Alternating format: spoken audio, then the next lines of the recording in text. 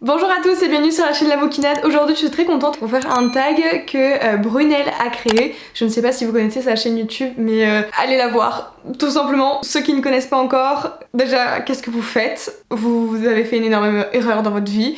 C'est une chaîne que j'affectionne énormément et que j'avais très envie de reprendre son tag, et bien c'est chose faite. Donc c'est parti tout de suite. Donc c'est le tag apprenez à connaître la lectrice que je suis ou découvrez la lectrice que je suis, bref. La première question est depuis quand lis-tu et quand as-tu commencé ton blog, chaîne YouTube et Instagram, je pense que ça suppose. Depuis quand je lis, de plus loin que je me souvienne, j'ai lu assez tôt et assez vite, mais il y a eu néanmoins une rupture dans ma carrière de lectrice. Collège, lycée, c'était une période où je lisais pas énormément.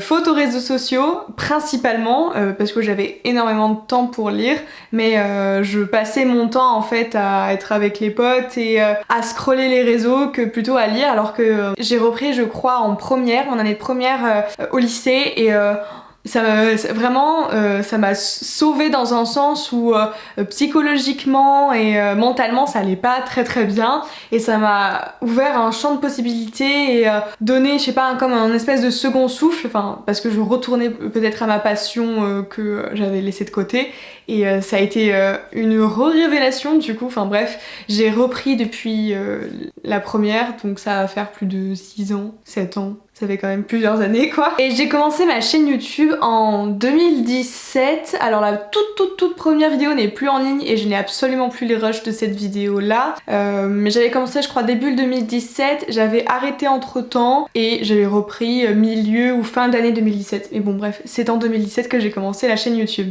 Deuxième question, la pépite de ta bibliothèque, ton livre préféré, un livre que tu as galéré à obtenir, un livre auquel tu es sentimentalement attaché ou encore un livre que tu trouves magnifique. Attendez, il me faut une minute de réflexion là. Que j'ai galéré à avoir. Je pense à un, mais en fait j'ai pas personnellement galéré à l'avoir puisque c'était un cadeau, et je sais qu'il se trouve quand même assez difficilement, enfin tu vas pas le trouver dans toutes les bibliothèques, surtout en France. Du coup il s'agit du roman Les Belles de Donny Clayton, donc là c'est la version originale quoi, enfin la version en anglais. Et surtout, voilà, il y a une dédicace. Et ce sont mes amies Elise et Mélanie qui l'ont eu à New York. Putain, cette frange, elle me... Et c'était un cadeau tellement inattendu, je l'avais effectivement vu et je le trouvais super beau. Et c'est une histoire que j'apprécie particulièrement. Je sais qu'ils vont pas publier le tome 2, ça s'est complètement essoufflé chez la collection R, parce qu'en France ça a été paru chez la collection R. Je suis forcément déçue, après bon bah c'est comme ça. Mais ça c'est l'un des livres que je voudrais lire quand j'arriverai à pratiquer l'anglais avec plus de facilité, parce que je tâtonne encore énormément. Mais voilà, enfin il est vraiment... il est tellement beau, enfin c'est exactement les couleurs que je m'imagine quand je pense à cette saga. Et je suis aussi sentimentalement attachée parce que l'histoire et l'image que véhicule le roman, je m'y retrouve, mais le fait que ce soit mes amies qui réussissent à le trouver par hasard en fouinant et qu'elles ont pensé directement à moi, ouais je sais pas, j'ai été vraiment hyper émue quand j'ai eu ce cadeau, je m'y attendais tellement pas, je crois que j'ai mis peut-être une journée à réaliser. Ça peut paraître hyper débile pour certains, mais pour moi ça représente pas mal, donc voilà. Prochaine question, ton souvenir le plus cocasse en rapport avec la lecture. Attendez là, il faut que je réfléchisse, il y en a eu plusieurs, mais lequel est vraiment présentable en vidéo? Oh si, je sais, et c'est pas la première fois que je fais ça. C'était pour faire ma chaise grince. Donc c'était la période où je sais pas si vous avez vu sur YouTube, mais il y a eu toute une série de vidéos faites sur Phobos pour promouvoir le bouquin avec Nin Gorman, Christiane Tran, Audrey le souffle des mots, il y avait Moody Take a Book, il m'en manque deux. Mince. Hello Books et la dernière, je ne sais plus. On va chercher tout de suite parce que je veux pas avoir la honte. Je veux dire son pseudo. Ah oui, il y avait Ellie Livre aussi. J'avais oublié et j'arrive toujours pas à retrouver la dernière. Ah voilà, Croque les mots. C'est croque les mots que je cherchais depuis tout à l'heure. Donc voilà, elles ont réalisé une petite campagne sur Phobos pour promouvoir le bouquin, etc. Et j'avais été complètement conquise. J'avais pas encore lu le roman à ce moment-là, enfin la saga tout court. Et suite à cette série de vidéos, je voulais aller me prendre en librairie le tome 1. Ce qui s'est passé, c'est que quand j'ai voulu aller prendre le tome 1, en plus je crois qu'il était à 9,90€ ou 9,99€, enfin bref, c'était très alléchant pour moi. Je sors de mon BTS, je sors des cours, je vais à la librairie la plus proche, qui est un espace culturel, et je m'étais dit, de toute façon, il est assez grand cet espace culturel, ils vont avoir du stock normalement, je sais pas pourquoi, je m'étais dit, il y a des chances pour qu'il y ait pas beaucoup d'exemplaires, ou je sais pas quoi, je pensais qu'il y en avait pas beaucoup, pour moi c'était genre énorme cette promotion qu'il y avait, donc je me suis dit, il y en aura plus du tout, cette rupture de stock, etc. Et franchement, j'avais pas trop tort, parce que quand je suis arrivée dans la librairie en question, il y avait un petit attroupement, je sais pas, c'était peut-être des personnes du même groupe d'amis, enfin je pense qu'ils étaient 4-5 et ils avaient des tomes de Phobos, le tome 1, etc. Et l'un d'entre eux, c'est un garçon qui demande à la libraire, voilà, est-ce que vous avez encore un exemplaire du tome 1 à 9 et des poussières, parce que j'aimerais l'acheter. Et elle dit qu'il y en a plus en rayon, mais que normalement ils ont réceptionné ce matin, donc elle va voir. Effectivement, il en restait un qu'elle donne au garçon, et donc moi je vais au rayon en question. J'étais juste à côté, en fait, le rayon young adulte était ici, et eux ils étaient à 2-3 tables en avant qui étaient vers la réception où il y avait les colis, etc. Et donc bref, je rôdais un petit peu parce que je voyais qu'il y en avait plus. Quand je suis arrivée devant les étagères, il y avait plus de Phobos, tome 1 du moins. Donc j'étais dégoûtée, je savais pas trop quoi faire. Je m'étais dit, oh, je vais pas commander sur Amazon, je peux pas aller à une autre librairie, flemme de prendre le bus pour aller plus loin, je suis même pas sûre qu'ils en aient. Enfin bref, et je commandais pas trop sur internet à ce moment-là, j'étais pas hyper... Aujourd'hui je commande toutes mes fringues sur internet, c'est pas grave, mais à ce moment-là, bref, je commandais pas trop. Je continue, je sais plus trop ce que je regardais comme livre et tout, et puis eux ils se posent... C'est vraiment pas cool ce que j'ai fait.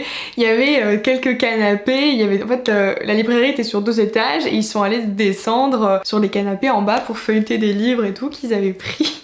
Vraiment, je les ai stalkés, genre je les ai suivis et tout. Et l'une d'entre elles, était dans des rayons manga et avait posé. Elle avait pris 3 exemplaires Phobos tome 1. Je suppose qu'elle voulait l'offrir à des gens. Mais écoute, il y en a un de trop, il est pour moi. Donc ce qui s'est passé, c'est que en fait je faisais style, je regardais des mangas avec la fille et tout. Et vu qu'elle avait posé ses livres beaucoup plus loin, vous vous doutez bien de ce qui s'est passé, je lui ai piqué l'un des exemplaires et je suis partie à la caisse pour l'acheter. Voilà. Et c'est ridicule quand même. J'ai quand même piqué un livre à quelqu'un, qui ne l'avait pas acheté, mais voilà. Qu'est-ce qu'on ferait pas pour du Dixon? Moi je vous le dis. Prochaine question, the livre à lire dans sa vie. Oh, ça me pose une colle ça.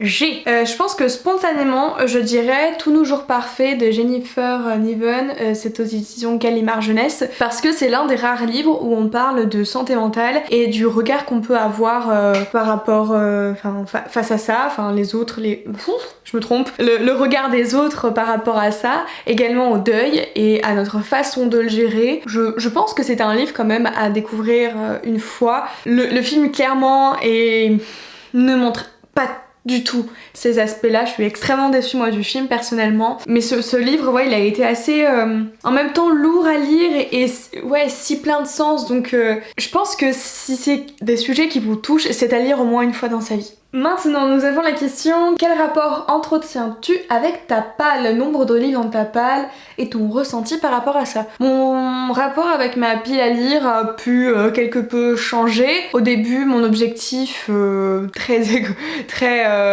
stupide d'ailleurs, c'était d'avoir beaucoup de livres parce que c'était au tout début de la chaîne YouTube et j'étais extrêmement influencée par tout le monde et je voulais avoir le plus de livres possible parce que je me disais qu'au plus j'en achète, au plus je lisais. Pas du tout, c'est absolument pas allé dans ce sens-là.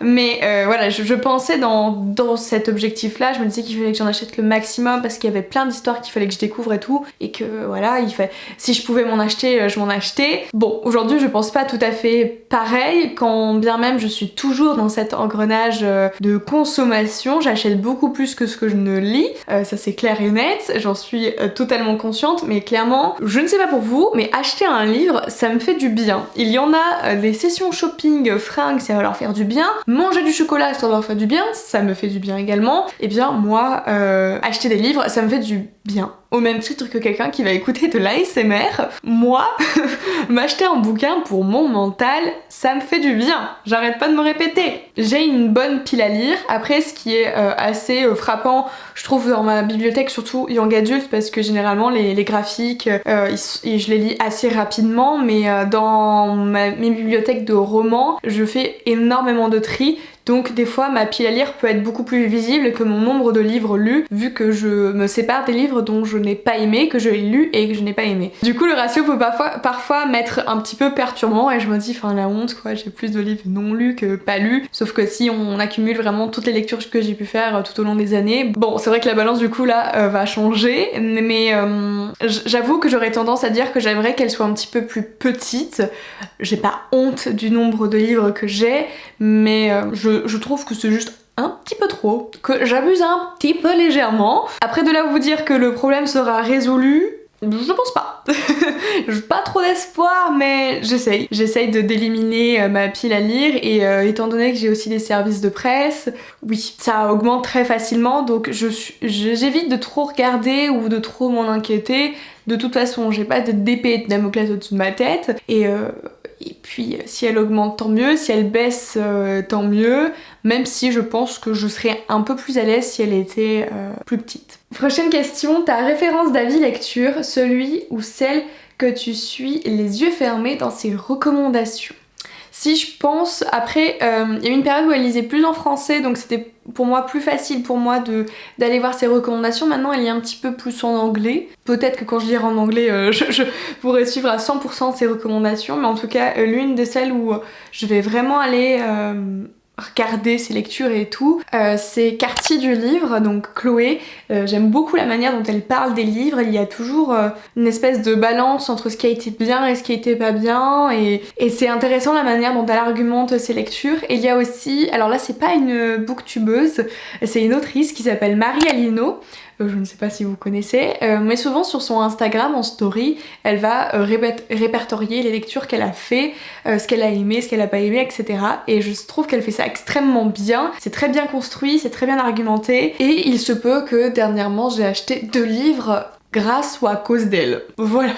En ce moment c'est toutes les deux. Après il y en a beaucoup d'autres, ça dépend un petit peu des chaînes que je regarde en ce moment, mais là, depuis janvier, c'est vraiment ces deux-là. Ensuite, le livre qui te tente le plus, là, maintenant. Alors le livre qui me tente le plus, je l'ai acheté récemment, il s'agit de Par le feu de Will Hill aux éditions Casterman, donc ça parle de sexe. Après avoir lu L'année de grâce, j'ai voulu m'acheter celui-ci et le lire. Et on me l'avait déjà proposé un service de presse, mais à l'époque, bah voilà, il m'avait pas intéressé. Et puis maintenant, quelques années plus tard, il m'intéresse. Donc je ne sais pas du tout si ça va être fou. Mais le sujet m'intrigue pas mal et c'est un sujet que je me documente un petit peu en ce moment, donc forcément le roman me tente. Prochaine question, est-ce que tu planifies tes lectures? J'avais tendance effectivement à faire ça il y a 1 ou 2 ans en arrière. Maintenant je fais des piles à lire de saison, donc effectivement on peut dire que je planifie mes lectures, mais je les suis pas. Quoi. Mes piles à lire, c'est très rare que j'ai lu en intégralité ce que j'ai présenté dans cette vidéo. Généralement, il y a peut-être 2-3 livres maximum qui vont être lus, mais pas l'intégralité. Là, ma pile à lire du printemps... Ah si, ma pile à lire du printemps, je l'ai bien suivie parce que c'était que du Grisha. Je l'ai effectivement très bien suivi. J'ai pas encore tout lu, mais j'ai quand même très bien entamé cette pile à lire. Mais voilà, par exemple, ma pile à lire d'automne, où j'avais présenté L'année de grâce, je l'ai lu que là en avril, alors que bah, je devais le lire... Enfin ouais, septembre, octobre, novembre, puis ça c'est lu en avril, pas grave. Donc oui, je planifie mes lectures par saison, mais je suis pas trop le truc. Dernière question, quel est ton plus grand rêve de lecteur? Je crois que j'ai déjà répondu à cette question dans un autre tag, dans un précédent tag. J'ai plusieurs rêves de lecteur, j'en ai pas mal. Si vous voulez voir, la vidéo en question s'appelle Mes goals de lectrice et c'est là où je parle de tous mes petits rêves que j'aimerais réaliser un jour peut-être. Mais le plus grand rêve de lecteur, vraiment en tant que lecteur, donc on enlève le truc de auto-entrepreneur ou d'écrivain ou quoi que ce soit.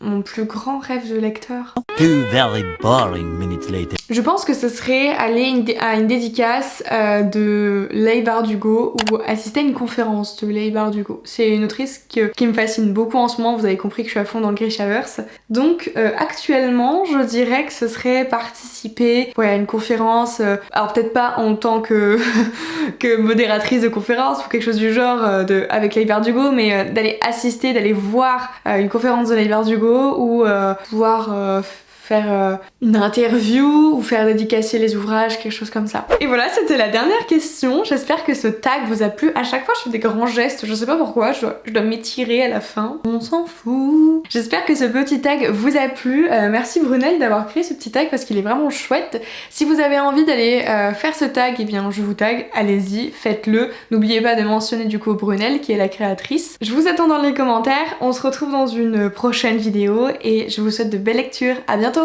Bye!